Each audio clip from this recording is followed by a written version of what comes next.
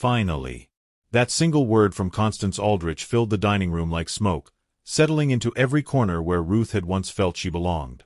Ruth looked down at the divorce papers spread across the table, watching Warren sign his name with a flourish that seemed almost celebratory. His pen moved quickly, carelessly, as though he were signing a receipt for something unimportant rather than ending 6 years of marriage. I was starting to think this day would never come, Constance continued from her position near the window. She stood with her arms folded, watching Ruth the way someone might watch an insect being escorted from a garden party. Warren slid the documents across the polished wood toward Ruth. Your turn. His sister Lydia sat on the leather love seat with her phone angled toward Ruth's face. She had been recording since Ruth walked in, waiting for tears or begging or some display of weakness she could share with whatever audience she had cultivated online. And there in the doorway connecting the dining room to the kitchen stood Denise. Warren's colleague. Warren's reason for all of this. Warren's future. Ruth picked up the pen.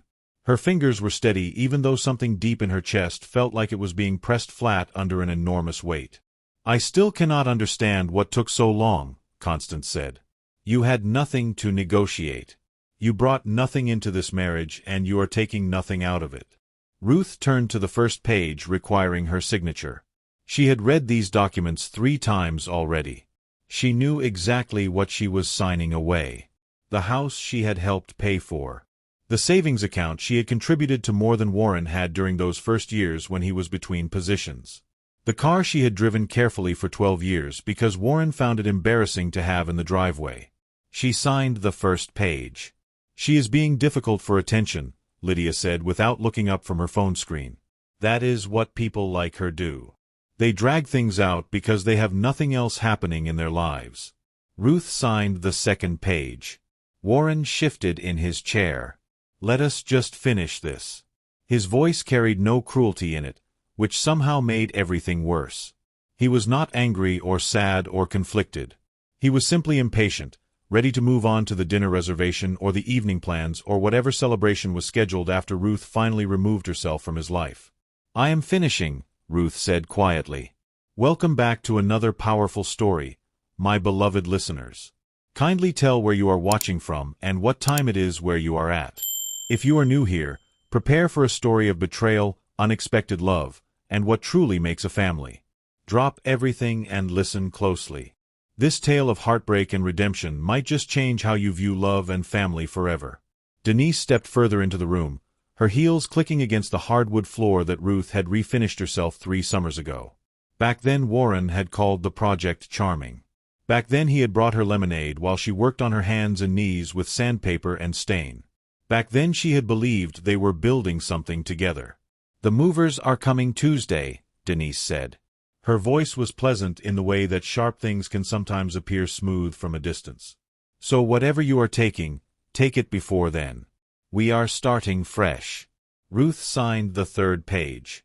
Constance moved closer to the table, unable to resist the opportunity to say what she had clearly been waiting years to express.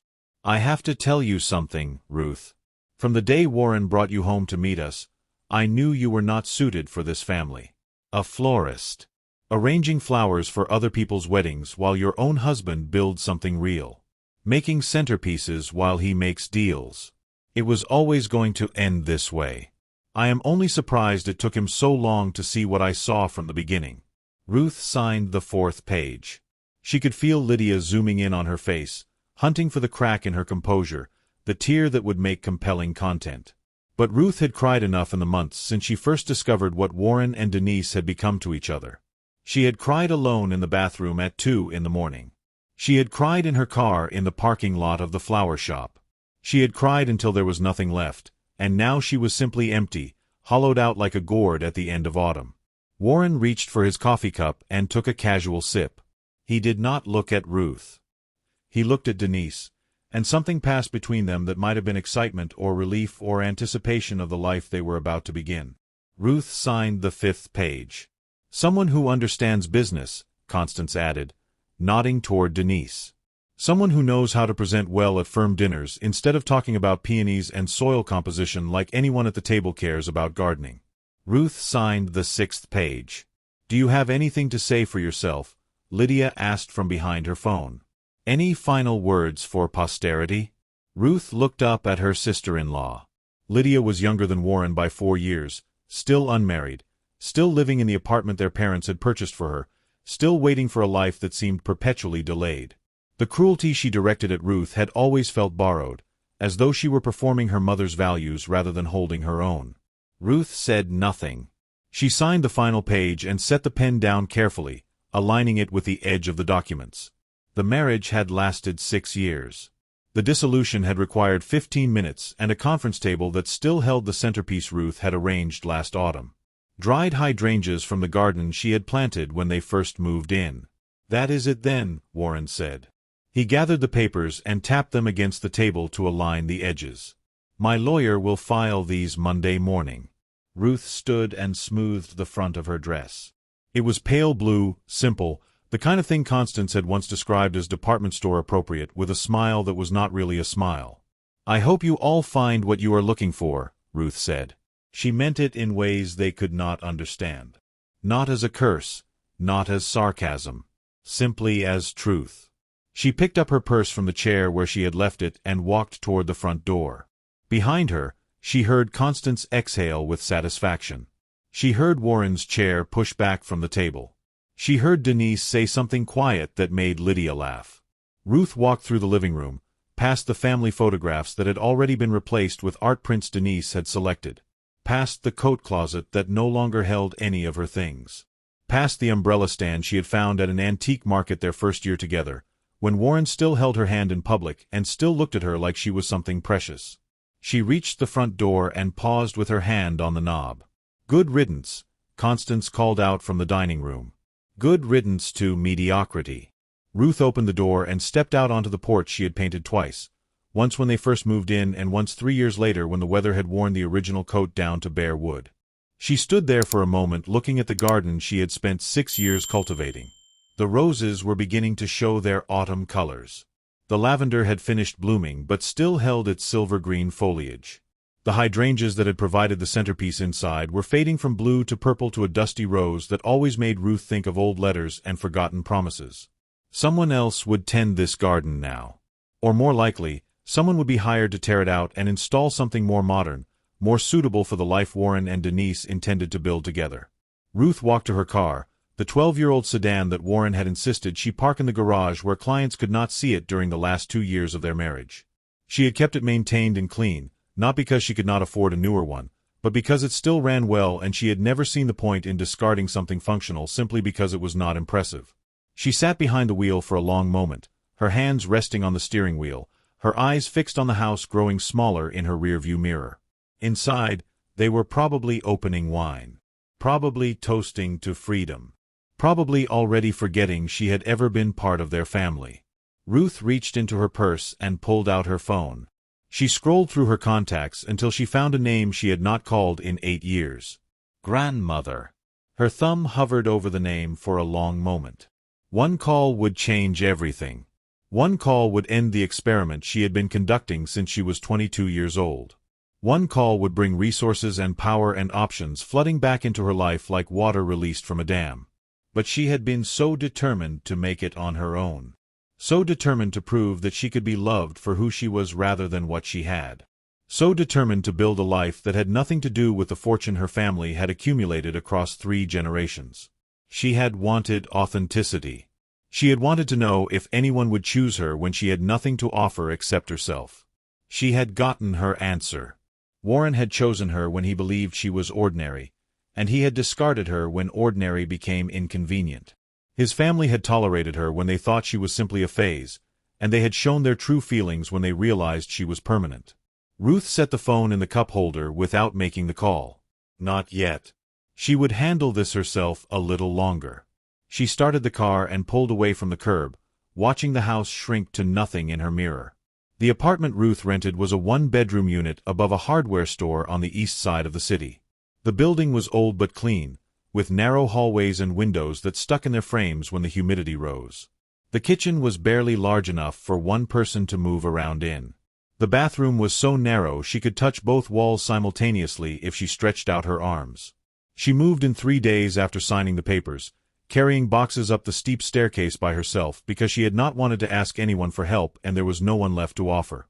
The furniture she had taken from the house consisted of a bed, a small dresser, and a reading chair Warren had called garage sale trash despite her having paid $200 for it at an estate sale.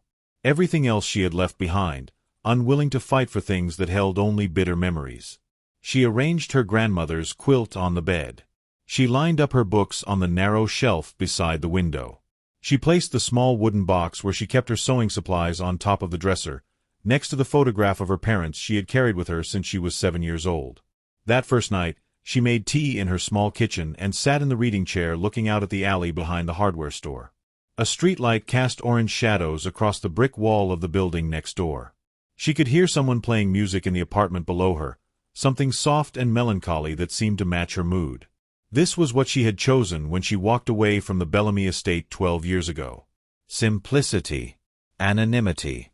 The chance to be ordinary in a world that would have treated her very differently if it knew her real name. Her parents had died when she was 7 years old. A factory accident at one of the family mills. The investigation had revealed a mechanical failure that no one could have predicted, but Ruth had grown up with the weight of knowing that the fortune she would someday inherit had been built in the same place where her mother and father had lost their lives.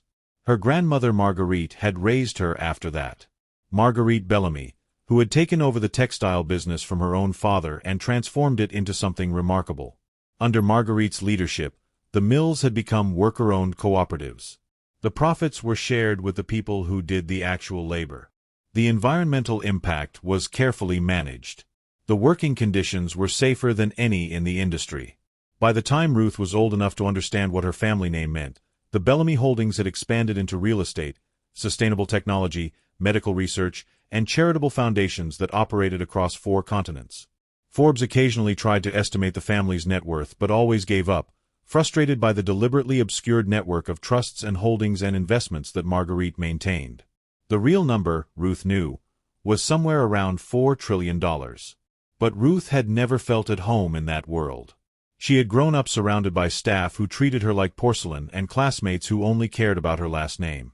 She had attended the finest schools and worn the finest clothes and traveled to places most people only dreamed about. And through all of it she had felt a growing certainty that she did not know who she actually was beneath the privilege. At 22, she had asked her grandmother for permission to leave. "You want to know who you are without the money," Marguerite had said, studying Ruth with those sharp gray eyes they shared. "Yes. And if you discover that who you are is someone ordinary, someone unremarkable, will that be enough?" Ruth had thought about the question for a long time before answering. "I would rather be ordinary and know it than be extraordinary and wonder if any of it was real." Marguerite had nodded slowly. "Then go. I will not stop you. But I will not fund this experiment either. If you want to know what life is like without money, then you must actually live without it." She had given Ruth $5,000 in cash and her blessing. She had promised to let Ruth find her own way, to respect her need for distance and independence. She had extracted only one promise in return. "Do not lose yourself entirely," Marguerite had said. "You are a Bellamy whether you use the name or not. When you are ready to come home, I will be here." Ruth had taken her mother's maiden name and become Ruth Harper. She had rented a room in a shared apartment. She had found a job at a coffee shop, then a clothing store, then the flower shop where she had worked for the past 8 years. And she had met Warren. He had come into the shop looking for a gift for his mother's birthday. Charming and a little lost among the buckets of roses and lilies, he had asked Ruth for help selecting an arrangement. She had liked his smile, the way he actually listened when she explained the meaning of different flowers, the way he had laughed when she admitted she talked to the plants when she thought no one was watching. Their first date had been coffee. Their second had been dinner at a modest restaurant where they had talked for 3 hours about everything and nothing. By their third date, Ruth had known she was falling for him, and she had faced a choice that would shape everything that followed. She could tell him the truth about who she was and watch his behavior change the way it always did when people learned she was a Bellamy. Or she could stay silent and see what kind of love might grow between them when money was not part of the equation. She had chosen silence. She had introduced herself as Ruth Harper. When he asked about her family, she had been vague. Distant, she had said. Not close. Not worth discussing. He had accepted it without question, and she had been grateful. For 3 years, the relationship had been good. Warren had been kind and attentive and interested in her thoughts. They had gotten married in a small ceremony with only a few friends present. They had bought the house together, combining their savings for the down payment. They had planted the garden and painted the rooms and built what Ruth believed was a real life together. Then Warren had been promoted at his firm. His colleagues were wealthier, more connected, more impressed with appearances. He had started coming home with observations about how other people dressed, how other people entertained, how other people presented themselves in professional settings. He had started suggesting that Ruth dress differently, speak differently, be different. And then there was Denise. Denise, who worked in the same firm. Denise, who understood the language of business deals and client dinners. Denise, who had appeared more and more frequently in Warren's stories about work until Ruth had finally confronted him. "You are being paranoid," he had said. "She is just a colleague." But colleagues did not text at midnight. Colleagues did not have inside jokes that excluded the wife. Colleagues did not look at someone the way Denise looked at Warren when she thought Ruth was not watching. Ruth had tried everything. She had suggested counseling. She had tried to become the woman Warren seemed to want. She had swallowed her hurt and her suspicion and her growing certainty that something had fundamentally broken between them. Nothing had worked. And then one evening she had come home early from the flower shop to find Warren and Denise sitting together on the couch. Not quite touching, but close enough that the intimacy between them was unmistakable. "This is not what it looks like," Warren had said. But it was exactly what it looked like. Now Ruth sat in her small apartment above the hardware store, drinking tea that had gone cold, remembering all the ways she had tried to save a marriage that had already ended long before she signed those papers. She had come to this city 12 years ago looking for authentic love. She had wanted to know if anyone would choose her for herself rather than her fortune. She had found her answer. And the answer had broken her heart. 3 weeks passed. Ruth developed a routine that kept her moving forward even when forward felt like wading through deep water. She woke early and walked to the flower shop, arriving before the other employees to prepare the coolers and check the overnight deliveries. She spent her days arranging bouquets for occasions she would never attend. Weddings and anniversaries and graduations and funerals. Celebrations and sorrows that belonged to other people. She was good at her work. Customers began requesting her specifically, drawn to something in her arrangements that other florists could not replicate. She had a gift for seeing what people actually wanted even when they could not articulate it themselves. A nervous groom came in looking for wedding flowers and left with her personal phone number so he could call with questions about place settings and table arrangements. A grieving widow came in to order flowers for her husband's funeral and ended up staying for an hour, talking about 53 years of marriage while Ruth listened and handed her tissues and eventually created an arrangement that somehow captured everything the woman had described about her husband's gentle spirit. These moments sustained her. The small connections. The brief opportunities to be useful to strangers who did not know anything about her except that she could make beautiful things from living flowers. In the evenings, she returned to her apartment and ate alone. She read books from the library down the street. She fell asleep to the sound of traffic and distant music and the particular silence of a life stripped down to its essentials. She did not call her grandmother. She kept the photograph of Marguerite in her nightstand drawer but rarely looked at it. The distance she had maintained for 12 years felt heavier now, weighted with guilt she had not fully acknowledged when she was busy being married and pretending everything was fine. Sometimes late at night she would take out her phone and look at her grandmother's contact. Her thumb would hover over the call button.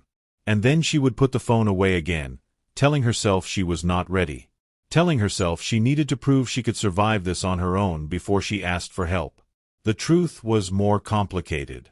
The truth was that she had walked away from the Bellamy fortune to prove something about authenticity and love, and she had failed. Warren had chosen her when she was ordinary and discarded her when ordinary became inconvenient. If she called her grandmother now, if she went back to that world of wealth and influence, what would she have proven except that her experiment was a disaster? So she kept working at the flower shop.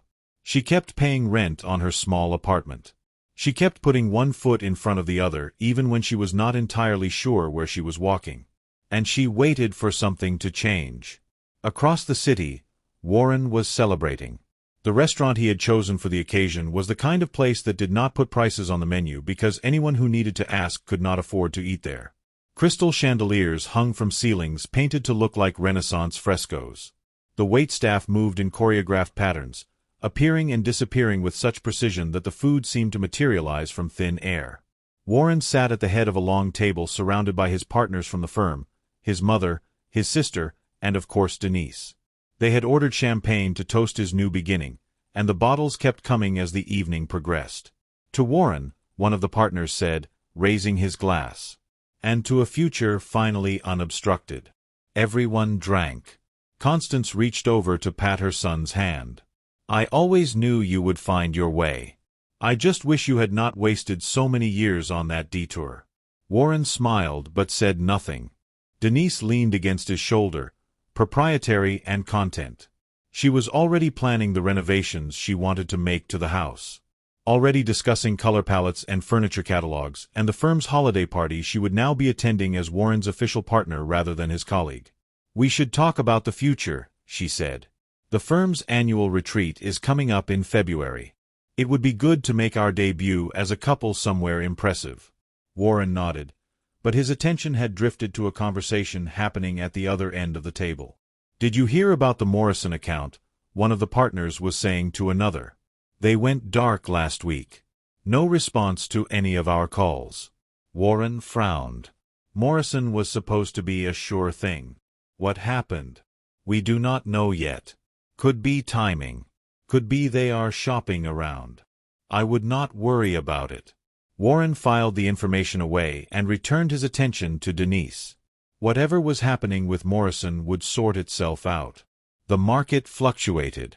Clients came and went. What mattered was that he had finally freed himself from the weight that had been holding him back, and now the future stretched out before him full of possibility.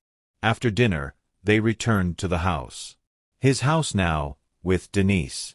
Ruth had been gone for weeks, her belongings removed so completely that it was sometimes hard to remember she had ever lived there at all. Constance hugged him at the door. I am proud of you, she said. I know it was not easy, but you made the right choice. Thank you, Mother. Lydia waved from the car, already scrolling through her phone, searching for the next thing that would capture her attention. Warren and Denise went inside together. The house felt different now. Cleaner somehow. Less cluttered with the evidence of a life he had outgrown. We should redecorate the guest room, Denise said as they walked upstairs. Make it into a proper home office for you. Something impressive for when clients come to the house. Warren agreed. He agreed with most things Denise suggested these days. It was easier than arguing, and besides, she usually had good ideas. They went to bed in the room Warren had shared with Ruth for 6 years. The sheets were new. The comforter was new. The artwork on the walls was new. Everything that might have reminded him of his former wife had been replaced or removed. But sometimes, in the middle of the night, Warren would wake with a strange feeling he could not quite identify. Not regret exactly. More like the echo of something that used to be there and was now missing. A piece of furniture that had been removed from a room, leaving a blank space that the eye kept returning to even though the furniture itself was already forgotten. He told himself it was just adjustment. Just the natural unsettling of major life change. He told himself it would pass. For weeks after the divorce papers were signed, Ruth's phone rang at an hour when phones should not ring. She fumbled for it in the darkness of her bedroom, heart pounding at the sound that had pulled her from sleep. The screen showed unknown number, but something made her answer anyway. Ruth Bellamy? The name hit her like cold water. No one had called her that in 12 years. This is she. My name is Dr. Helen Marsh. I am calling from Greenfield Memorial Hospital.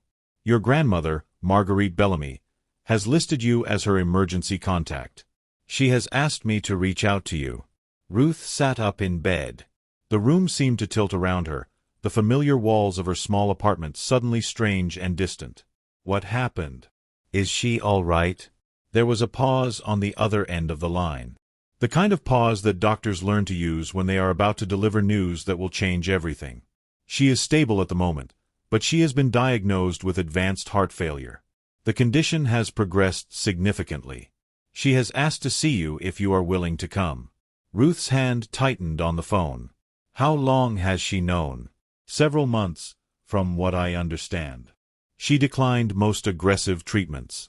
Said she had lived long enough and wanted to spend whatever time remained on her own terms. That sounded exactly like her grandmother. Stubborn and fierce and unwilling to let anyone else control the end of her story. I should be direct with you, Dr. Marsh continued. Her prognosis is measured in days. Perhaps a week if she is fortunate. But she wanted me to tell you that there is no obligation. She understands if the distance between you is too far to bridge. Ruth was already out of bed, already pulling clothes from her dresser, already calculating how quickly she could get to the hospital. I will be there today. Which room? Dr. Marsh gave her the information along with instructions for parking and visitor access. After they hung up, Ruth stood in the middle of her small bedroom watching dawn light creep across the floor. Her grandmother was dying. The woman who had raised her after her parents' accident. The woman who had built an empire on principles of fairness and dignity. The woman who had let Ruth go 12 years ago even though it clearly broke something between them. Ruth called the flower shop and explained she would not be in for the foreseeable future. Her manager was understanding, told her to take whatever time she needed, told her the job would be there when she was ready to come back. Then Ruth got in her car and began the 3-hour drive north to the Bellamy estate. The hospital was newer than she expected, all glass and modern architecture rising from carefully landscaped grounds. Ruth parked and walked through the main entrance, following the signs Dr. Marsh had described. The private rooms were on the 4th floor, at the end of a quiet hallway where the lighting was softer and the walls were painted in calming shades of blue and green. Ruth found her grandmother's room number and paused outside the door, gathering herself. 12 years. 12 years since she had seen this woman in person. 12 years of occasional letters and holiday cards, and the growing weight of everything she had left unsaid. She knocked softly and pushed the door open. The woman in the hospital bed looked nothing like the grandmother Ruth remembered. Marguerite Bellamy had lost at least 40 pounds, her frame almost skeletal beneath the hospital gown. Her white hair spread across the pillow like frost on morning grass. Tubes connected her to monitors that beeped softly, measuring the slow decline of her body. But her eyes were the same, sharp and knowing and gray as the river that ran through the estate property. The same gray that all Bellamy women carried like a birthmark. Those eyes locked onto Ruth the moment she entered. "Natalie," Marguerite said. Her voice was rough but steady. Ruth crossed to the chair beside the bed. Her grandmother had always called her Natalie, her middle name, the one Ruth had never used publicly. Hearing it now felt like stepping back in time. "I came as quickly as I could. I know you did. I told them not to call you until you were ready. But Helen Marsh does not take instructions well. She thought you should have the choice." Ruth reached for her grandmother's hand. It felt small now, fragile in ways that seemed impossible for a woman who had once commanded boardrooms and factory floors with equal authority. "I should have come sooner. You came when you were ready." Marguerite squeezed her hand with surprising strength. "That is all I ever wanted." They talked through the afternoon and into the evening. Marguerite asked about Ruth's life, about the flower shop, about the apartment, about the marriage that had ended. Ruth answered honestly, without softening the cruelty or excusing Warren's family. "He signed the papers like he was completing an errand," Ruth said. "His mother told me I was mediocrity. His sister recorded the whole thing on her phone like it was entertainment." Marguerite's eyes hardened briefly. "He did not know who you were." "No. I never told him. And when he discovered you had nothing to offer him, nothing that he could measure or display or leverage, I had everything to offer him. He just could not see it." Marguerite smiled then, and despite her illness, despite the machines and the tubes and the knowledge that this would be one of their last conversations, Ruth saw her grandmother as she had always been. Fierce and formidable and absolutely certain of what mattered. "That is the answer I hoped you would give." Night fell outside the hospital window. The city lights came on one by one, spreading across the valley below like scattered stars. Ruth held her grandmother's hand and listened to her breathe, each inhale and exhale precious now in a way it had never been before. "I want you to know something," Marguerite said into the darkness. I never stopped believing in what you were trying to do. I understood why you needed to leave.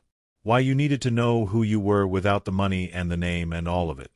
I would have done the same thing in your position. But I am dying now. And I need you to come home. The words hung in the air between them. I need you to take what I have built and carry it forward. Marguerite's hand tightened on Ruth's. Noel has been learning the business. He is ready to help. But he cannot do it alone. He needs his sister, Noel. Ruth had not seen her younger brother in 12 years either. He had been 18 when she left, just starting university, quiet and serious and already showing the same aptitude for business that had made Marguerite so successful. How is he? Smart. Focused. Lonely, if I am being honest. He took your leaving hard.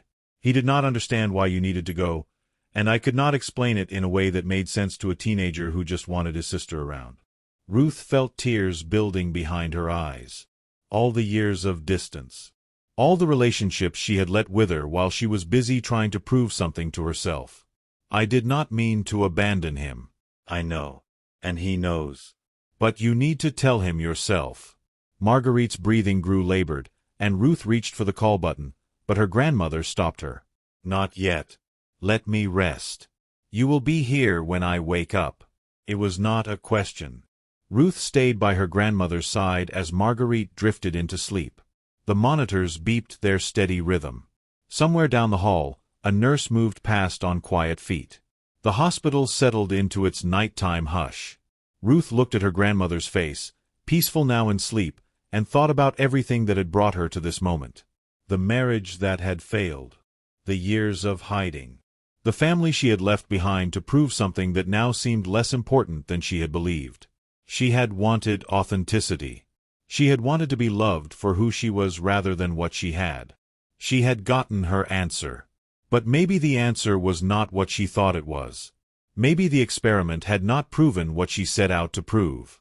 Maybe walking away from her family's wealth had not shown her who she truly was. Maybe it had only shown her what she was not.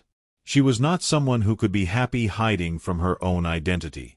She was not someone who thrived in smallness and anonymity. She was a Bellamy. She always had been. And it was time to stop pretending otherwise. Noel arrived the next morning. Ruth was in the hospital cafeteria getting coffee when she saw him walk through the main entrance. 12 years had changed him from the serious teenager she remembered into a serious young man. He was 30 now, tall and lean with dark hair and their mother's gentle eyes. He wore a well-tailored suit but carried himself without pretension, moving through the lobby with the quiet confidence of someone who knew exactly who he was and what he was capable of. He saw her before she could decide whether to approach or wait. Ruth. Her name in his voice after all these years. She set down her coffee and walked toward him, uncertain what reception she would receive. He crossed the remaining distance in 3 long strides and pulled her into a fierce hug. He was taller than her now, broader, but he held her like a little brother who had been waiting 12 years for his sister to come home. "I missed you," he said into her hair. "I missed you so much. I missed you too." The tears came freely now. "I am sorry, Noel. I am so sorry." He pulled back to look at her properly. There was grief in his eyes and exhaustion and something that might have been relief. "You are here now. That is what matters." They got coffee together and sat in the hospital cafeteria while Noel filled her in on everything she had missed. Their grandmother's diagnosis. The state of the business.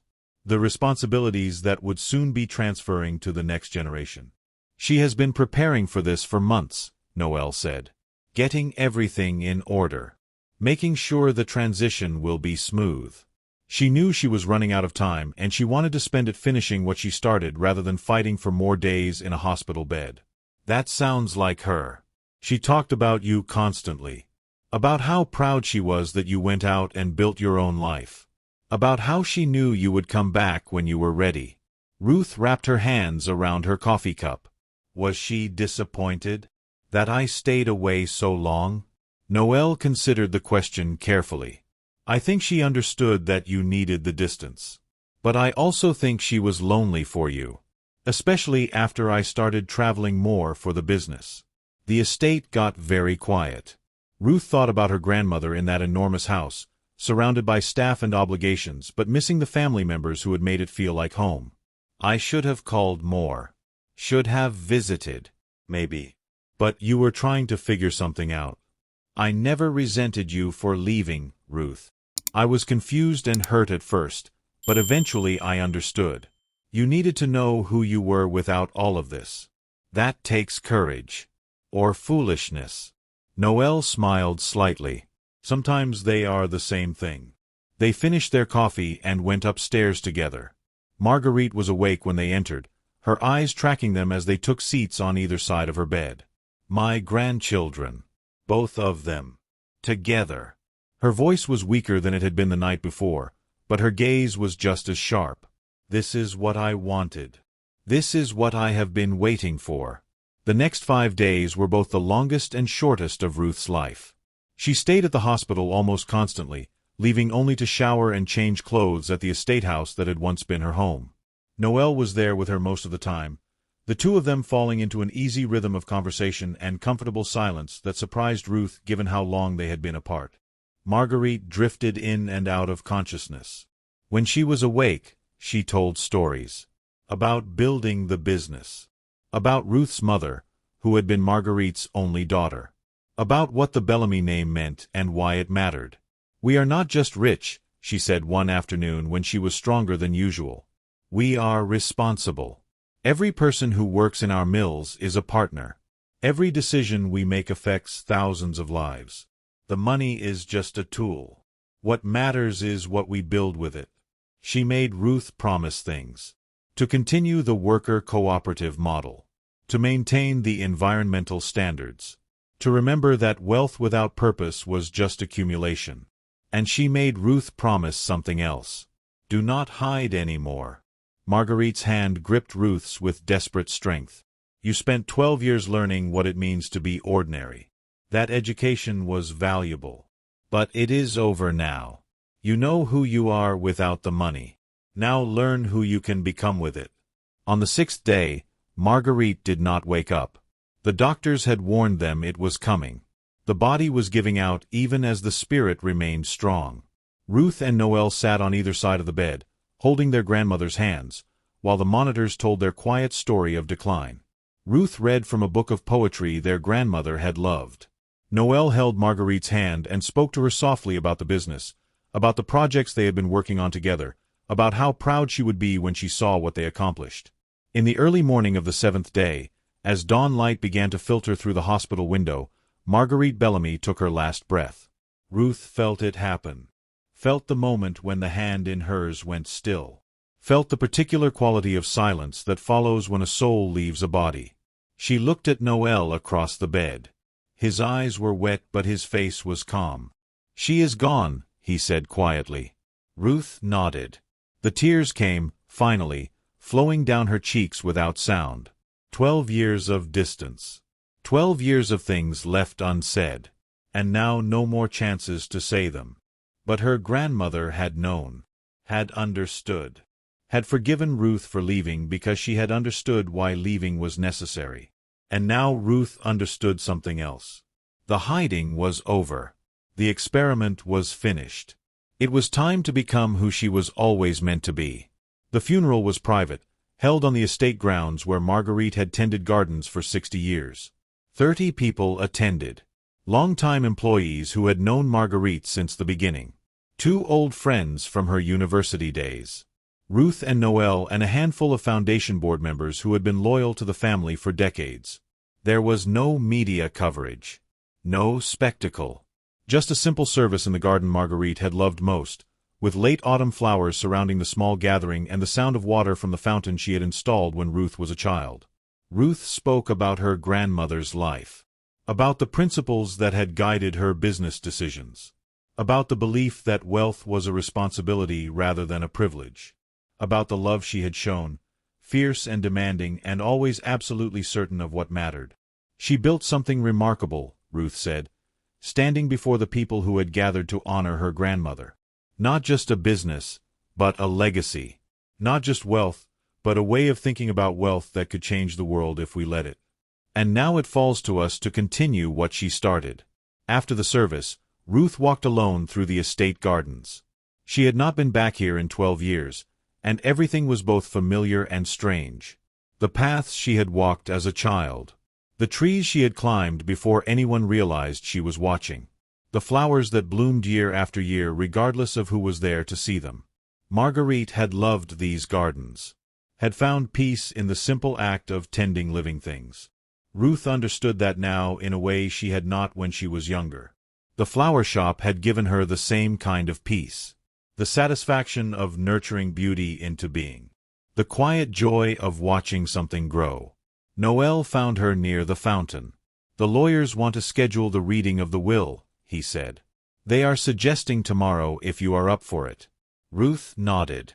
"The sooner the better. I need to know what we are dealing with." "You already know," Noel said gently. "Grandmother prepared both of us for this. Nothing in that will is going to be a surprise." He was right. Marguerite had spent months getting everything in order, making sure her grandchildren understood exactly what they would be inheriting and what would be expected of them. But Ruth still needed to hear it officially. Needed to sit in that room and accept the responsibility being transferred to her. Tomorrow, then. They walked back to the house together. These two siblings who had been strangers for 12 years and were now the only family each other had left.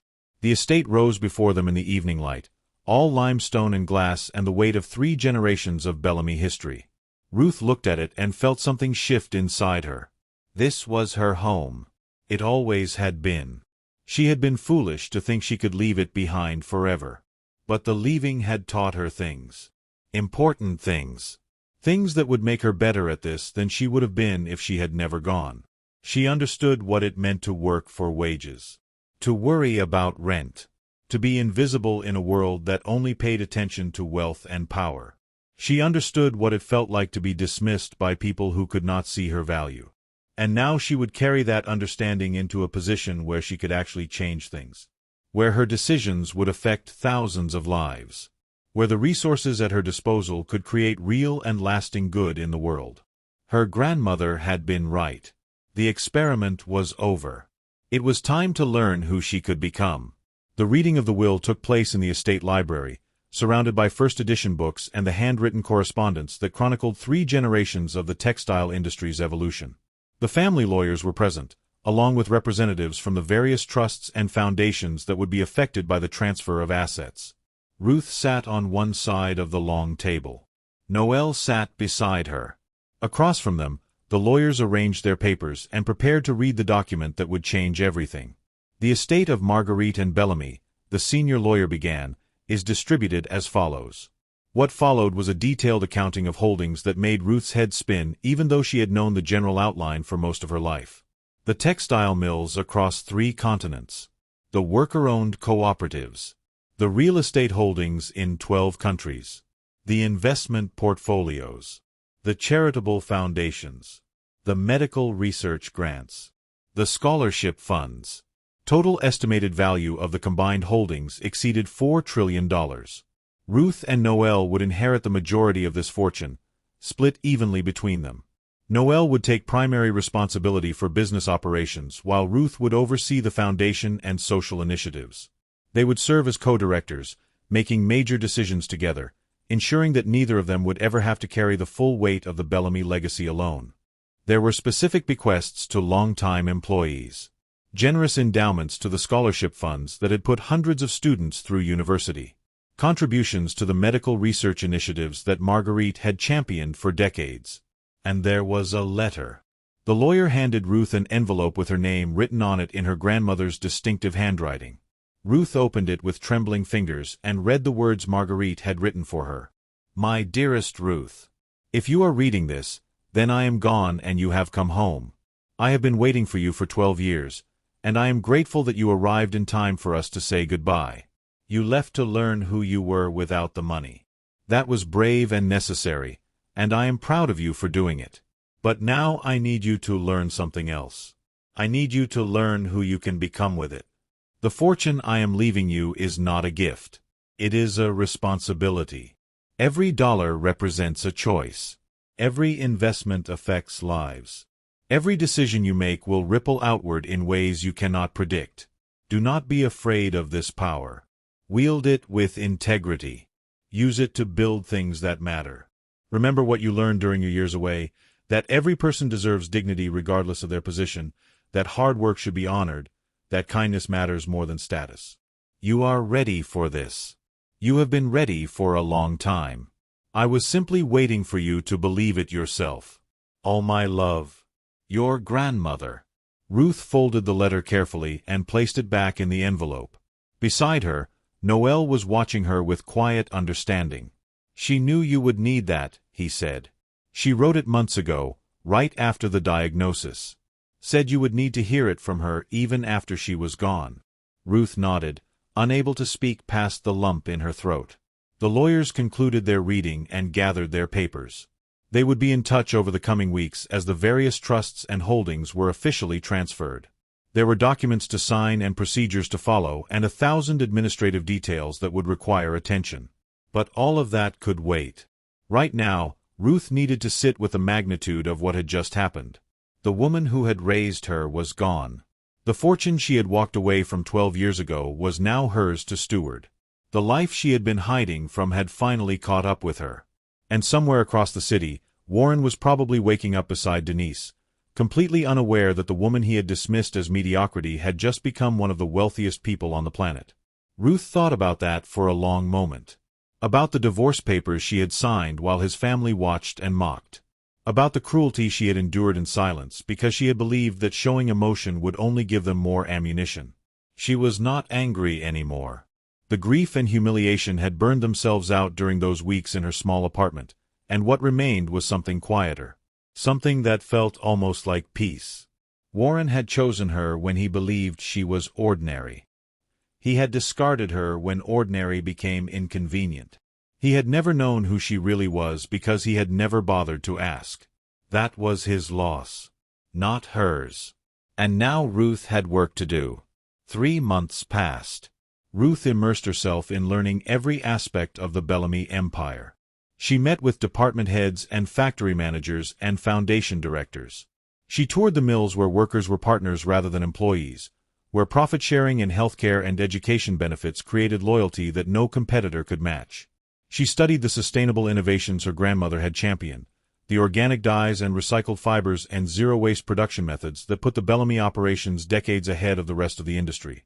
She discovered that her years working in flower shops and retail positions had prepared her for this in ways she had not anticipated. She understood workers because she had been one. She understood customers because she had served them. She understood the reality of paycheck-to-paycheck living because she had lived it. When she asked questions in board meetings, they were questions that no one who had grown up wealthy would think to ask. What happens to the workers during an economic downturn? How do we ensure that the people at the bottom of the organization benefit from the profits at the top? What are we actually building here besides wealth? The executives who had been skeptical of her became impressed. The board members who had wondered if she would be able to fill her grandmother's shoes began to see that she might surpass them. Ruth started proposing expansions. More worker cooperatives. Larger education initiatives. Mobile community programs that could bring resources to rural areas that had been overlooked. The ideas flowed from her like water from a spring that had been blocked for too long. Noel worked alongside her, providing the business expertise she lacked, translating her visions into actionable plans. They made a good team, these siblings who had been strangers for so long. He understood the numbers. She understood the purpose. Together, they could accomplish things neither of them could do alone. One evening, Ruth was working late in the office that had been her grandmother's when her phone buzzed with a message from her assistant. Just heard something interesting. Warren Aldrich's firm lost another major client. That makes 5 in the past 3 months. Some kind of pattern, though no one can figure out what. Ruth read the message twice. She had not thought about Warren much in the chaos of the past months. There had been too much else to focus on. Too much to learn. Too many decisions to make. Her former husband had faded into the background of her life like a photograph left too long in sunlight. But she thought about him now. Thought about the confidence that had radiated from him when he signed those divorce papers. The certainty that he was making the right choice.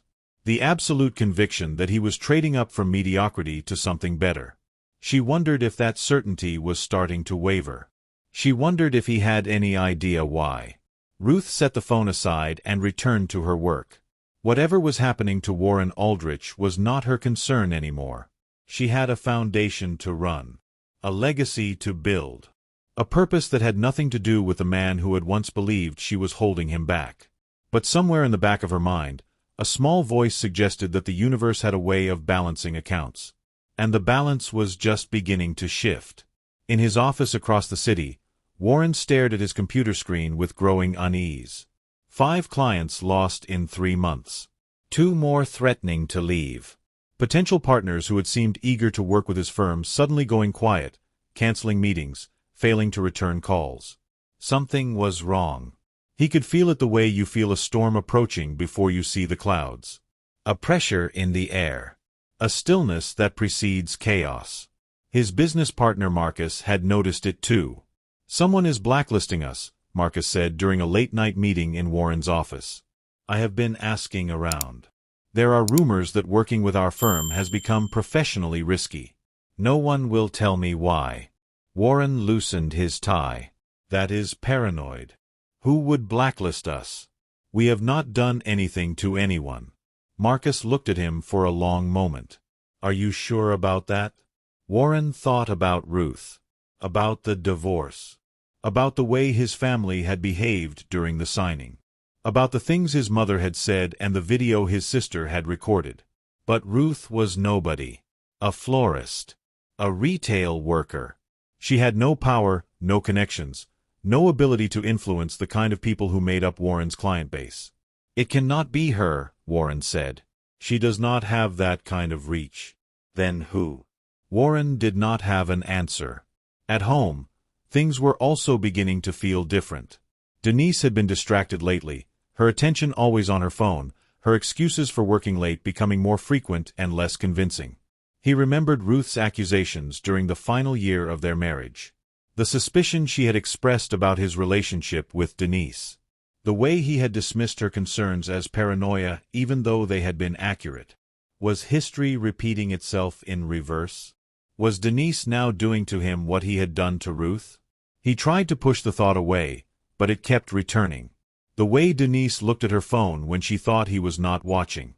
The name Marcus appearing in her messages more and more often. The growing distance between them that he did not know how to bridge. One evening, his mother called with news that completed the picture of everything falling apart. "The building where my boutique is located has been sold," Constance said. Her voice sounded tired in a way Warren had never heard before. "The new owners are not renewing my lease. I have 30 days to close the shop." "What? How is that possible?" "I do not know. I tried to negotiate with them, but they would not even meet with me. Just sent papers through their lawyers saying the lease would not be renewed. Something about bringing in a national chain that can pay higher rent." Warren promised to help, though he had no idea how. His own financial situation was becoming precarious. The lost clients meant lost revenue. The damaged reputation meant fewer new opportunities. He was beginning to burn through savings at a rate that worried him. That night, lying in bed beside Denise, who was already asleep with her phone clutched in her hand, Warren found himself thinking about Ruth. Where was she now? What was she doing? Had she found another job? Another apartment? Another man who appreciated her the way he had failed to? He had not thought about her in months. She had faded from his consciousness the moment she signed those papers and walked out of his life. He had been too focused on his future to spare any attention for his past.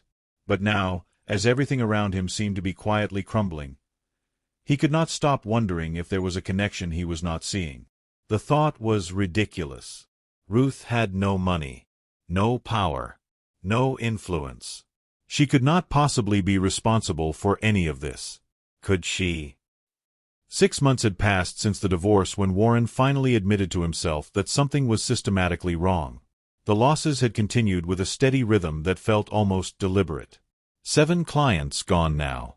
His business partner Marcus had started suggesting they bring in outside investors, which was another way of saying the firm was failing and needed rescue. Warren sat alone in his office late one evening, looking at spreadsheets that told a story of decline he could not explain or reverse.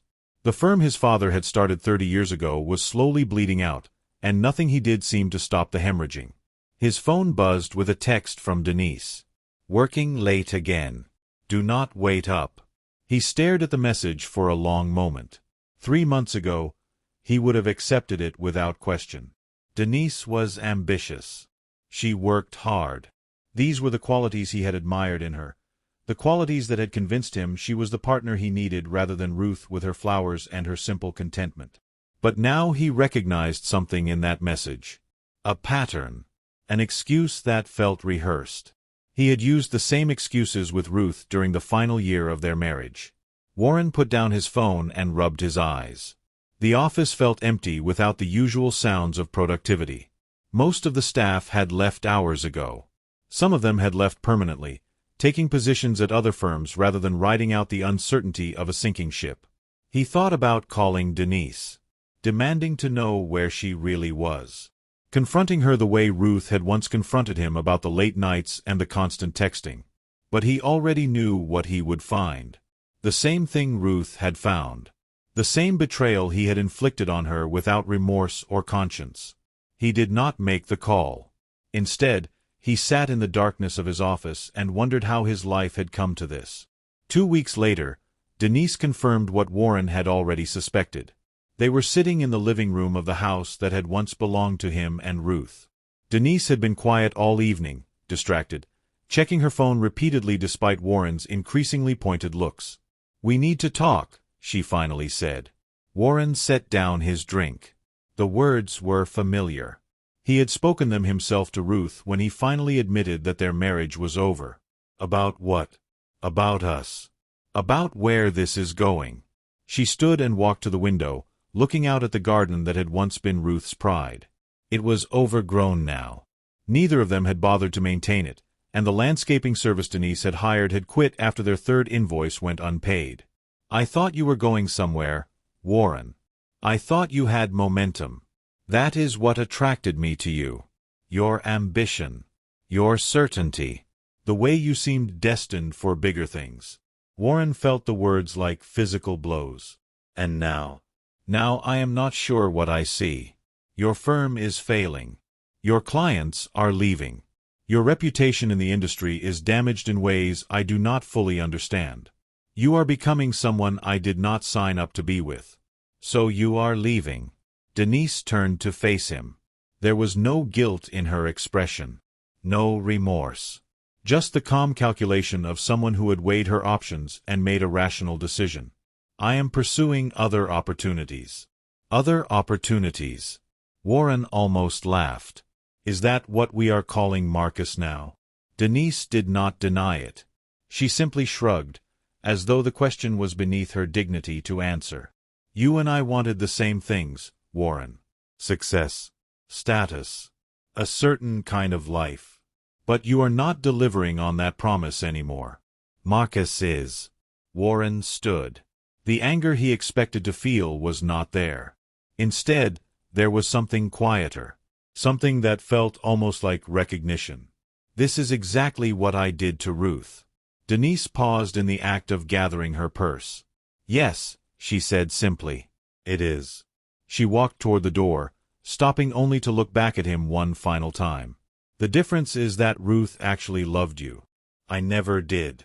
I loved what you could provide. When you stopped providing it, I stopped having a reason to stay."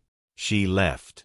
Warren stood alone in the living room of a house that suddenly felt much too large.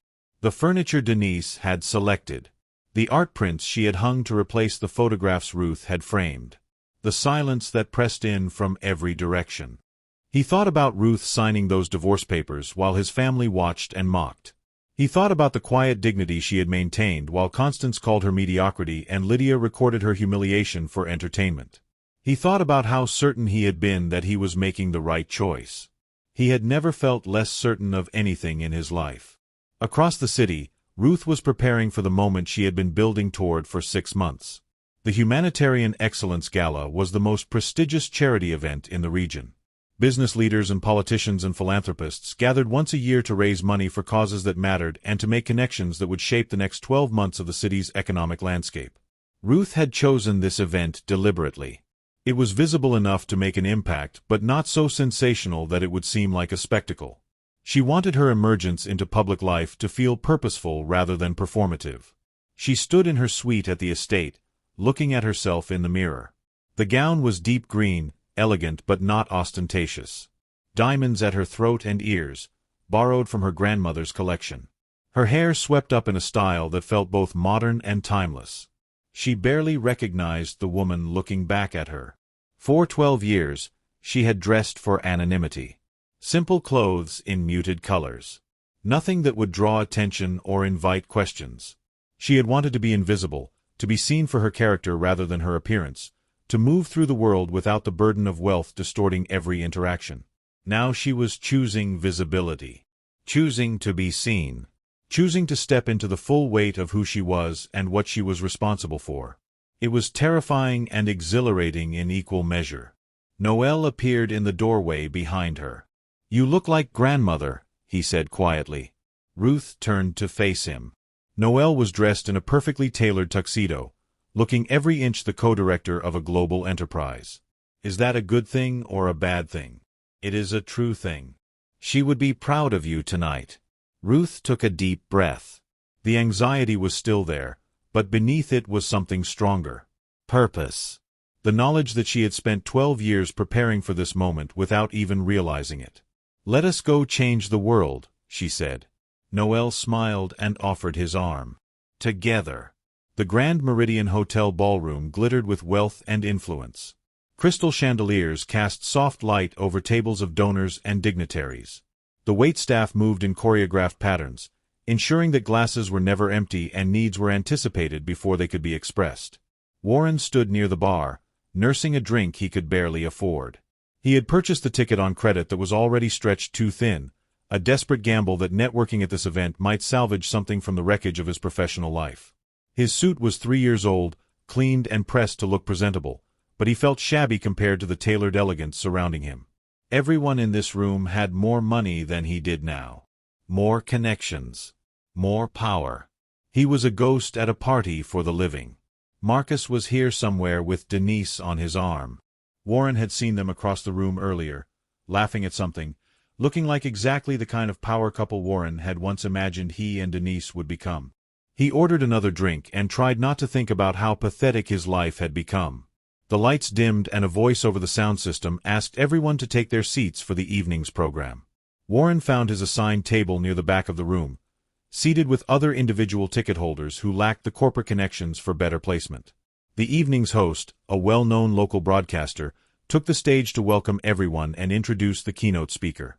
Our benefactor this evening has chosen to step out of the shadows and publicly embrace her role in our community's philanthropic efforts. She represents the next generation of conscious capitalism, using her resources to create meaningful change in education, healthcare, and environmental conservation. Warren was only half listening. His attention kept drifting to the ballroom doors, wondering if he could slip out early without being noticed. Please welcome the heir to the Bellamy fortune and newly appointed co-director of the Bellamy Foundation, Ruth Bellamy. The name hit Warren like a physical blow. He looked up at the stage, certain he had misheard, certain his mind was playing tricks on him. But there she was. Ruth walked onto the stage wearing a stunning green gown that probably cost more than his car. Diamonds at her throat. Her hair swept up elegantly.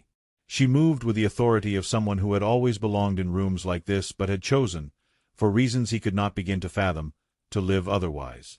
This could not be the same woman. The Ruth he had married worked in a flower shop. She drove a 12-year-old sedan. She wore department store clothes and talked about soil composition and worried about making rent. This woman commanded the stage like she had been born to it. Because she had been.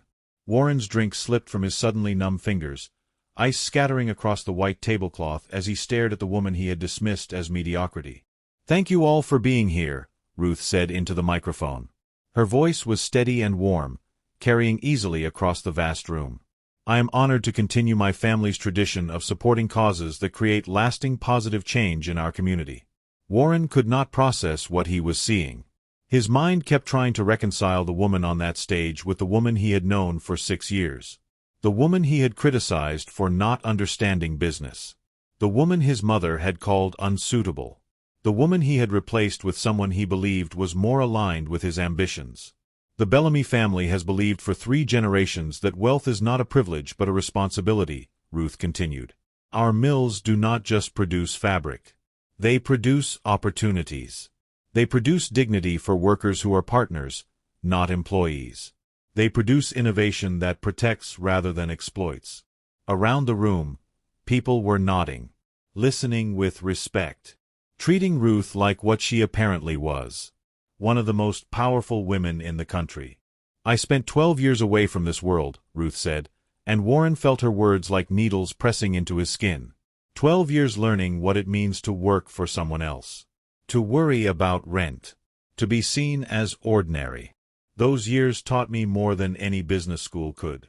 They taught me that every person deserves to be valued for their labor, their creativity, their humanity. Not for their last name or their bank account. She paused, and Warren could have sworn her eyes found him in the crowd. Found him and saw him for exactly what he was. A man who had thrown away something priceless because he was too blind to see its value. My grandmother built something remarkable. Now it is my privilege to continue building. The applause was thunderous. The entire room rose to their feet. Warren sat frozen while hundreds of people celebrated the woman he had discarded. Ruth Bellamy. Bellamy. The name echoed in his head. The Bellamy family. The textile empire. The worker-owned cooperatives. The charitable foundations that operated on 3 continents. The fortune that was so vast it did not appear on standard wealth lists because the family preferred privacy to publicity. He had been married to a trillionaire and had not known it. He had called her mediocrity to her face. His mother had told her she brought nothing to the marriage. His sister had recorded her humiliation for entertainment. And Ruth had said nothing. Had let them believe whatever they wanted to believe. Had watched them mock her for her ordinariness while knowing that she was anything but ordinary. Warren felt something cold settling in his stomach. Not regret exactly. Something worse than regret. The absolute certainty that he had made the biggest mistake of his life and there was no way to undo it. The gala continued. Ruth finished her speech and descended from the stage to mingle with the guests.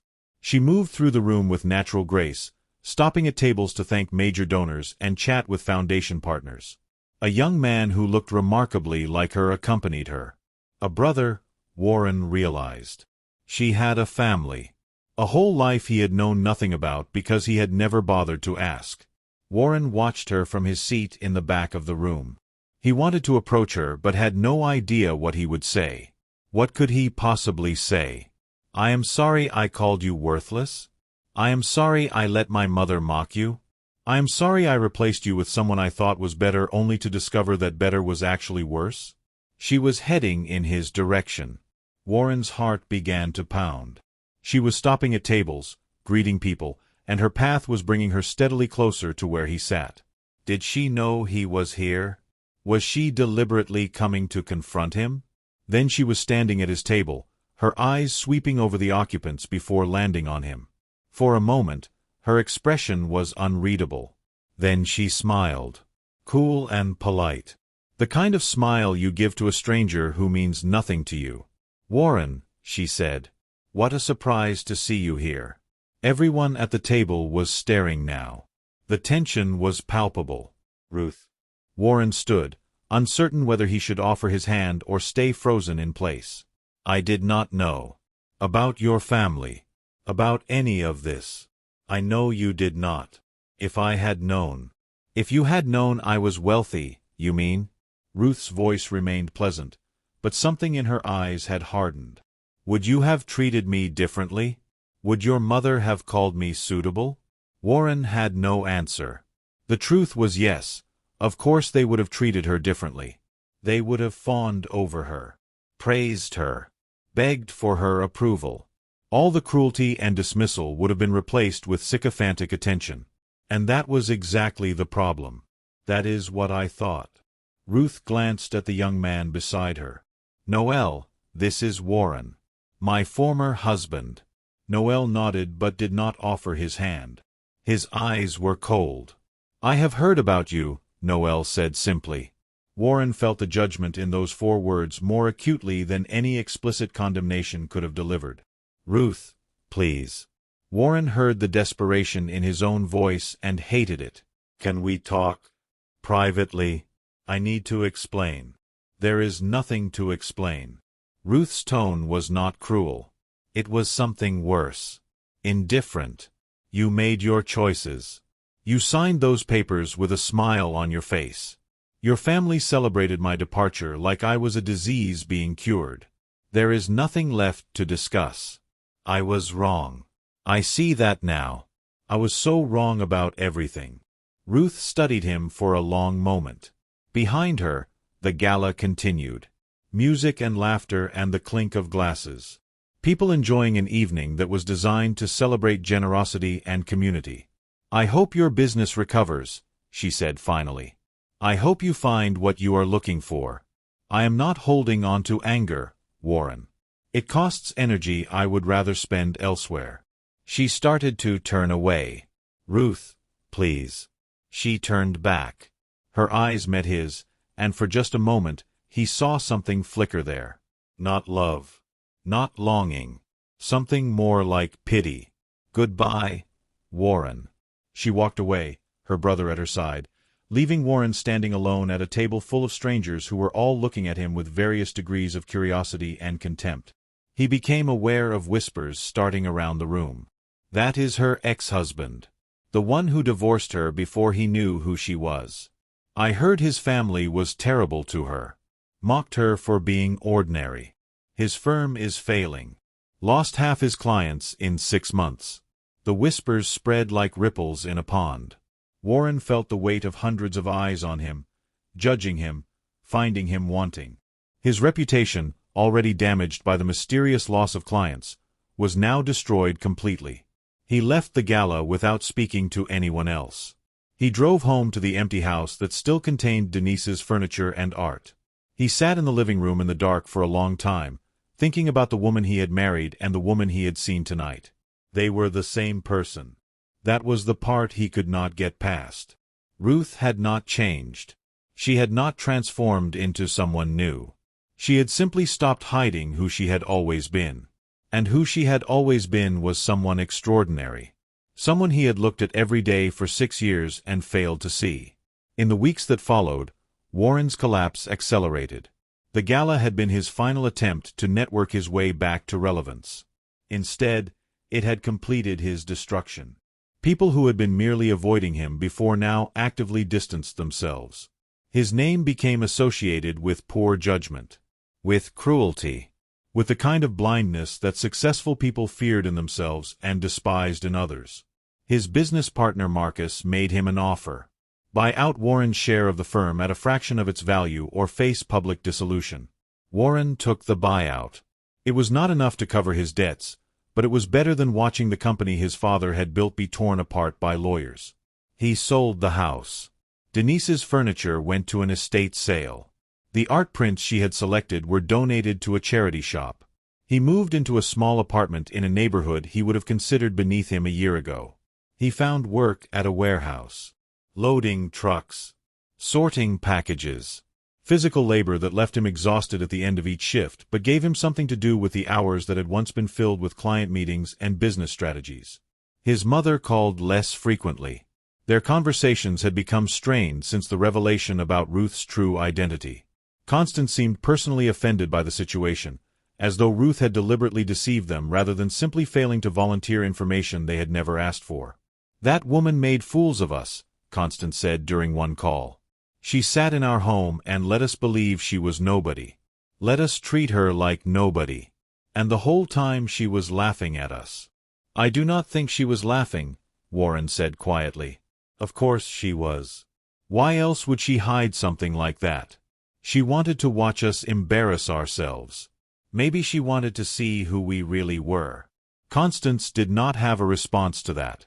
Lydia had deleted all her social media accounts after the video she recorded at the divorce signing began circulating online. Someone had connected the dots. The woman in that video being mocked by her in-laws was the same woman who had just donated $500 million to sustainable manufacturing education. The contrast was damning. Comments piled up beneath every repost, calling Lydia cruel, calling Constance a monster, calling Warren an idiot who had thrown away the best thing that ever happened to him. Warren did not disagree with any of it. At night, in his small apartment, he sometimes sat at his laptop and tried to write letters to Ruth. Apologies that never felt adequate. Explanations that sounded like excuses. Expressions of regret that could not capture the depth of what he felt. He never sent any of them. What right did he have to contact her? What could he possibly say that would matter? She had moved on, built a life, found purpose, and he was loading trucks at a warehouse, trying to remember who he had been before ambition and status had corrupted everything that was supposed to be important. One evening, he was walking home from work when he passed a newsstand. Ruth's face looked out at him from the cover of a business magazine. Beside her was a man he did not recognize. Handsome in a quiet way, looking at Ruth with obvious affection. The headline read, "The Bellamy Foundation's newest initiative. Mobile community centers bring resources to rural America." Warren bought the magazine and read the article in his apartment. Ruth was doing exactly what she had described in her gala speech, using the family fortune to create meaningful change. The mobile community centers would bring education, healthcare screening, and social services to areas that had been underserved for generations. The man in the photograph was identified as Everett Crane, a textile artist working on heritage fabric preservation with the foundation. The article mentioned that he and Ruth had been spending considerable time together on foundation projects. Warren closed the magazine and set it aside. She was happy. That was clear from the photograph, from the way she was smiling, from the light in her eyes that he had not seen in years, not since the early days of their marriage before he had started criticizing everything about her. He should be glad for her. Part of him was glad for her. But a larger part of him was drowning in the knowledge of what he had lost. 1 year after the gala, Ruth stood in the Marguerite Bellamy Community Center, watching children participate in an after-school program she had helped design. The center was the largest they had opened yet, serving 3 neighborhoods and providing comprehensive services from early childhood education to senior care. Tutoring rooms lined one hallway. Art studios filled another. A small gymnasium hosted basketball games and exercise classes. A library offered books and computers and quiet spaces for studying. This was what the money meant. Not luxury for herself. Not status or power or the ability to impress people at parties. But real change in real lives. Children who would have opportunities they never would have had otherwise. Families who had access to resources that had been denied them for generations. Noel appeared beside her. "The 3rd center this year," he said. 5 more planned for next year. Grandmother would be amazed. She would be demanding we move faster, Ruth replied with a smile. Noel laughed. "You are probably right." She was never satisfied with the pace of progress. They watched the children for a while in comfortable silence. The years of distance between them had healed completely now. They worked together every day. Made decisions together. Built things together. The partnership their grandmother had envisioned had become exactly what Marguerite had hoped for. "Everett is looking for you," Noel said eventually. "Something about the Heritage Collection installation at the downtown gallery." Ruth nodded. "Tell him I will be there in an hour." Noel gave her a knowing look. "You two are good together." "I know. I am glad you found him. After everything with Warren. I was worried you would not trust anyone again." Ruth considered this. Trusting Everett had been difficult at first. He had known from the beginning who she was. The Bellamy name. The fortune. The responsibility. There had been no hiding, no testing, no experiment to determine whether he would love her without the money. Instead, there had been honesty. Complete and sometimes uncomfortable honesty about what a relationship with her would mean. The public attention. The demands on her time. The weight of the family legacy. Everett had listened to all of it and said simply, "I am interested in you. The rest is just context." He was different from Warren in every way that mattered. Where Warren had been ambitious and calculating, Everett was grounded and genuine. Where Warren had valued status and appearance, Everett valued craft and meaning. Where Warren had tried to change Ruth into someone more suitable for his goals, Everett appreciated her exactly as she was. Their relationship had developed slowly. Months of working together before the first dinner that felt like a date. More months of careful progression as Ruth learned to trust again, and Everett demonstrated with consistent action that he was exactly who he appeared to be. Now they were planning a future together. A wedding in the estate gardens. A life of shared purpose. The kind of partnership Ruth had once hoped to have with Warren but had never actually experienced. She left the community center and drove to the downtown gallery where Everett was overseeing the installation of the Heritage Fabric Collection. He was standing in the middle of the exhibition space when she arrived, surrounded by textile samples that represented 300 years of American manufacturing history. "There you are," he said, his face lighting up when he saw her. "I need your opinion on something." She crossed to his side and he showed her 2 different arrangement options for a display of antique quilts. They discussed the merits of each approach, and Ruth found herself marveling again at how natural this felt. 2 people working together. Respecting each other's expertise. Building something meaningful from their combined vision. "I have been thinking," Everett said when they had settled on an arrangement. "About what?" "About the wedding. About whether we should wait or move forward with the date we discussed." Ruth studied his face. "Is there a reason to wait?" "No. I just want to make sure you are ready. This past year has been intense. Your grandmother. The foundation. The public attention. I do not want you to feel rushed." "I am not feeling rushed. I am feeling sure." Everett smiled. That quiet, genuine smile she had come to love. "Then let us get married in 2 months. In the garden. The way you described." Ruth leaned into him, feeling the warmth and solidity of his presence. 2 months, she agreed. The wedding was small and perfect. 50 guests gathered in the estate gardens on a spring afternoon. The roses were blooming. The lavender was just beginning to show color. The fountain where Ruth had stood on so many childhood days provided a gentle backdrop of water sounds. Ruth wore a gown made from fabric woven at one of the Bellamy mills. The workers who had created the material were among the guests, beaming with pride at seeing their craft transformed into something so beautiful. The design was elegant but simple. Ruth had wanted to look like herself, not like a magazine image of what a bride should be. Noel officiated. He had obtained the necessary credentials specifically for this purpose, wanting to be part of the ceremony in a meaningful way. "We are here to witness the marriage of 2 people who see each other clearly," Noel said, looking between Ruth and Everett, "who have chosen each other with full knowledge of what that choice means. Who believe that love is not about what you can gain from another person but about what you can build together." Ruth looked at Everett. His eyes were wet. Hers were too. They exchanged vows they had written themselves. Promises about partnership and honesty and continuing to choose each other even when choosing was difficult. They talked about the work they wanted to do together. The future they wanted to build. The values they shared. When Noel pronounced them married, the garden erupted in applause. Ruth kissed her husband and felt something settle into place inside her. A peace that had been missing for a long time.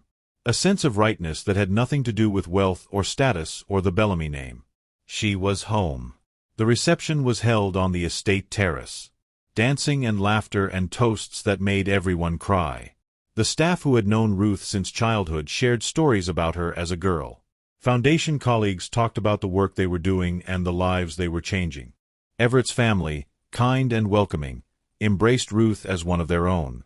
At one point during the evening, Ruth slipped away from the celebration and walked alone through her grandmother's garden. The evening light was golden. The flowers were impossibly beautiful. The fountain sang its eternal song. She thought about the path that had brought her here. The leaving. The years of hiding. The marriage to Warren and its painful end.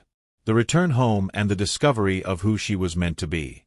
Every step had been necessary, even the painful ones, especially the painful ones. She had learned what it meant to be ordinary, to work for wages, to be dismissed by people who could not see her value. And that learning had made her better at the work she was now doing, had given her empathy and understanding that she could not have developed any other way. Her grandmother had been right. The experiment was valuable, but it was meant to be temporary, a season of learning, not a permanent condition. Now she was ready for the next season, building, creating, using the resources and opportunities she had inherited to make the world a little bit better than she found it. Everett appeared at her side. "Hiding from your own wedding?" he asked gently, taking a moment to appreciate it. He took her hand. They stood together in the garden, looking at the estate house where the celebration continued. Music and light and the voices of people they loved. "Are you happy?" Everett asked. Ruth considered the question carefully, not because she was uncertain of the answer, but because she wanted to give it the weight it deserved. "I am," she said finally. "I am exactly where I am supposed to be." They walked back to the reception together. The dancing resumed. The champagne flowed. The night stretched on and on, unwilling to end. And somewhere across the city, in a small apartment in a neighborhood Ruth had never visited, Warren sat alone with a letter he would never send. He had heard about the wedding. It was in all the news. The Bellamy heir marrying a textile artist. Photographs of Ruth looking radiant in her garden ceremony. Headlines about the power couple devoted to conscious capitalism and ethical business practices. Warren looked at the letter in his hands. Pages of apology he had been refining for months. Everything he should have said years ago. Everything he had been too blind and too proud to recognize when it might have mattered. "Dear Ruth, I know you will probably never read this. I am not sending it because you have asked me not to contact you, and I am trying to respect that even though respecting your wishes is something I should have started doing years ago. I wanted you to know that I understand now. Not just that I made a mistake, though I did, but why the mistake mattered. Why it revealed something broken in me that I am only beginning to repair. I valued the wrong things. I measured worth by metrics that do not actually measure anything important. I looked at you every day for 6 years and failed to see the extraordinary person I was married to, not because you were hiding but because I was blind. You were kind when I was critical. You were patient when I was demanding. You tried to tell me what you needed, and I dismissed your needs as inconvenient. You created beauty everywhere you went, and I was embarrassed by the soil under your fingernails. I do not expect forgiveness. I do not deserve it. But I am trying to become someone who might deserve it someday. Someone who sees people for who they are rather than what they can provide. Someone who values character over status.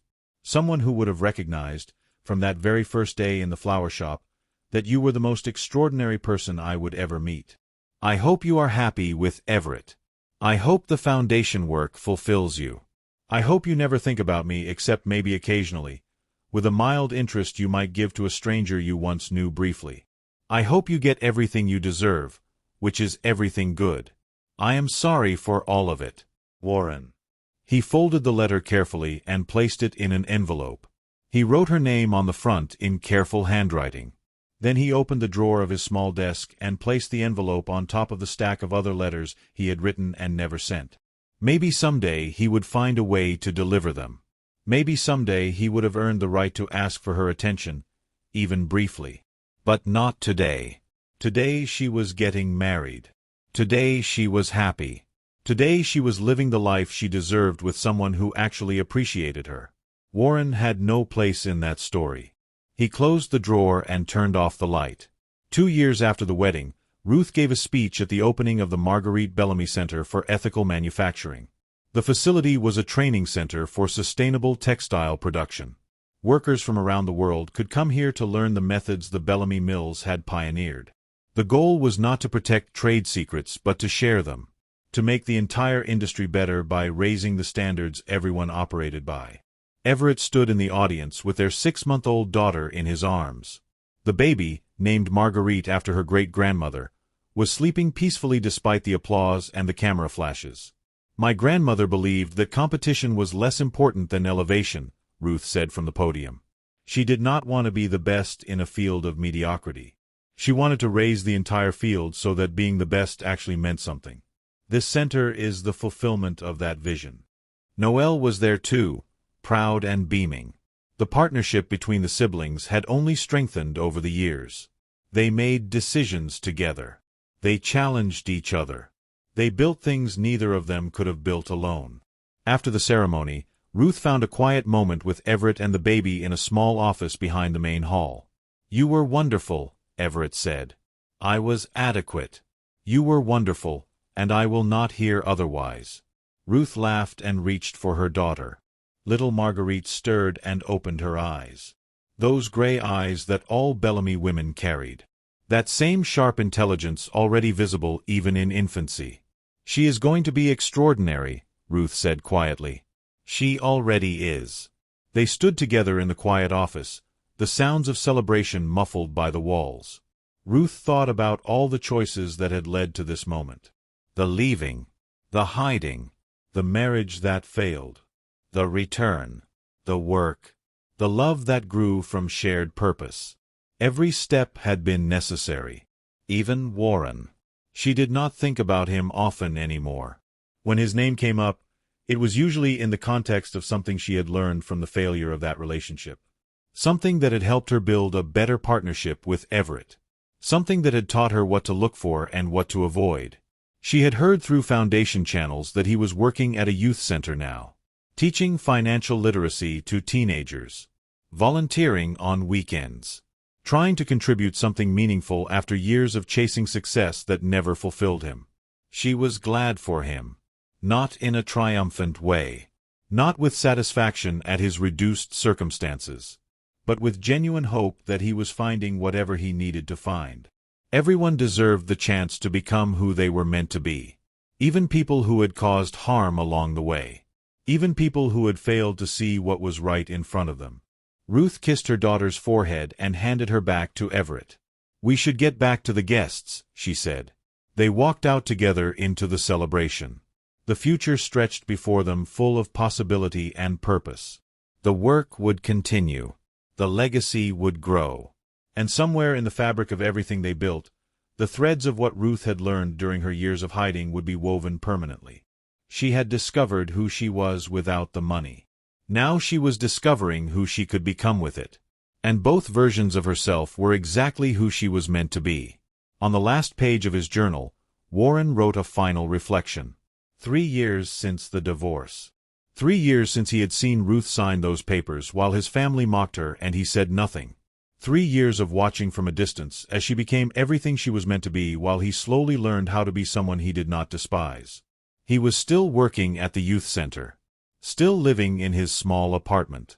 Still loading trucks at the warehouse on weekdays and teaching teenagers about money management on weekends. It was not the life he had imagined for himself. But it was a life that had meaning. A life where his actions matched his values. A life where he was building something, even if what he was building was just himself. He wrote, "I used to believe that success was about accumulation. Status. Wealth. The appearance of importance. I measured my worth by what I could acquire and what I could display. Ruth taught me something different, though I was too blind to see it while we were married. She showed me that real worth is measured by who you are when no one is watching. By how you treat people who cannot help you. By what you choose when the choice is between integrity and advantage. I failed that test. Completely and thoroughly. I chose advantage every time. I chose status over kindness. I chose ambition over love. I chose wrong. I cannot undo any of it. The past is permanent. Ruth is married now. Happy. Building things that matter.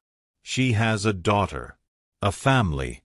A life that has nothing to do with me. But I can learn from what happened.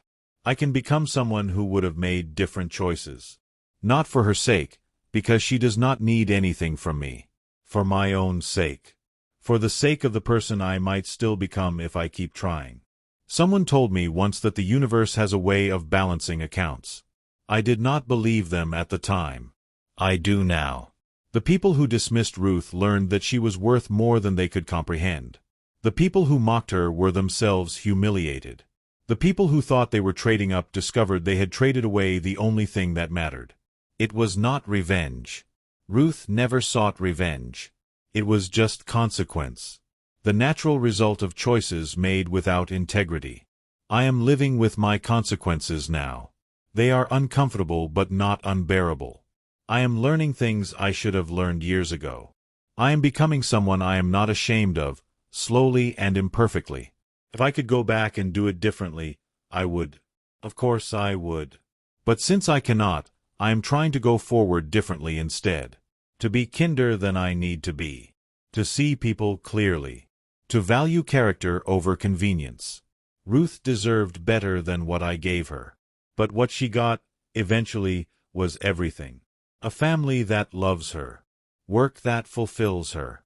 A life of meaning and purpose. And that is enough. That is enough. Warren closed his journal and set it aside.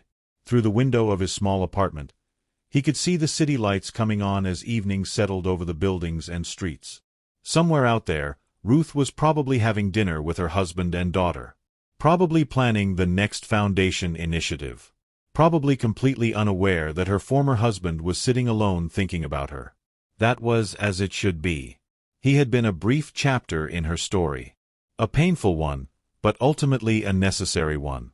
The relationship that failed had led her back to her family. Back to her purpose. Back to the life she was meant to live. And the relationship that failed had led him here. To this small apartment. To this quiet evening. To the slow, difficult work of becoming someone better than he had been. It was not the ending he had imagined, but it was the ending he had earned. And somewhere in that truth, there was something that felt almost like peace. The gardens of the Bellamy estate bloomed that spring with a profusion of color that would have made Marguerite proud. Ruth walked among the roses with her daughter on her hip, pointing out butterflies and hummingbirds while Everett followed with a camera, capturing moments they would treasure for years.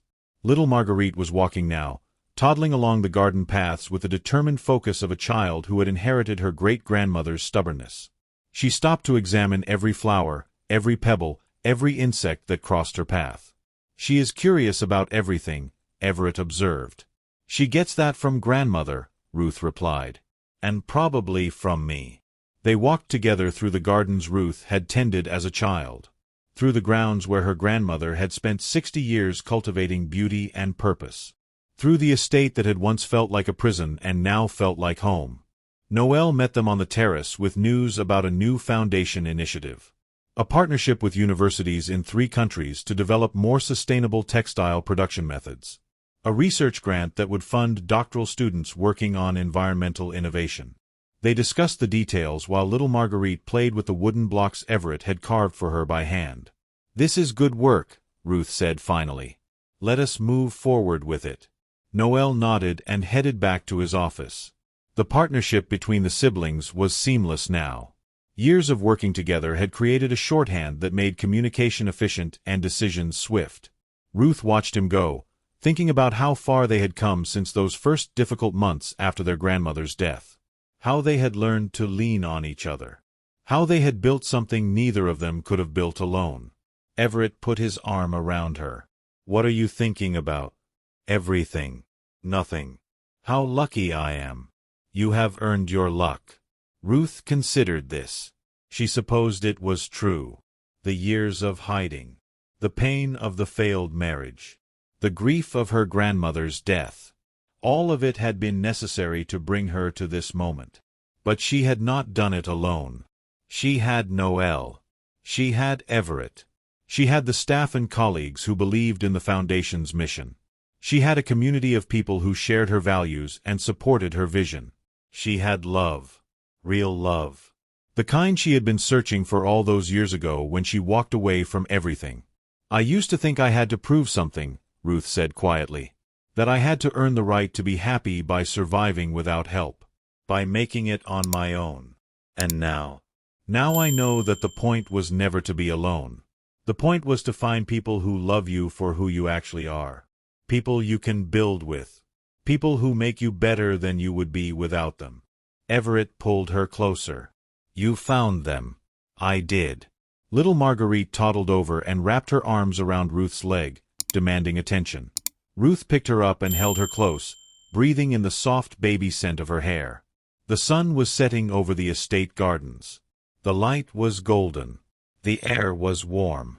And Ruth stood there in the heart of everything she had built, surrounded by everyone she loved, feeling a peace that she had spent 34 years searching for. She had found it at last. Not in hiding. Not in proving herself. Not in the approval of people who could not see her clearly. She had found it in the simple truth that she was exactly where she was supposed to be. Doing exactly what she was supposed to do. Loving and being loved by people who knew her completely. That was enough. That was everything. And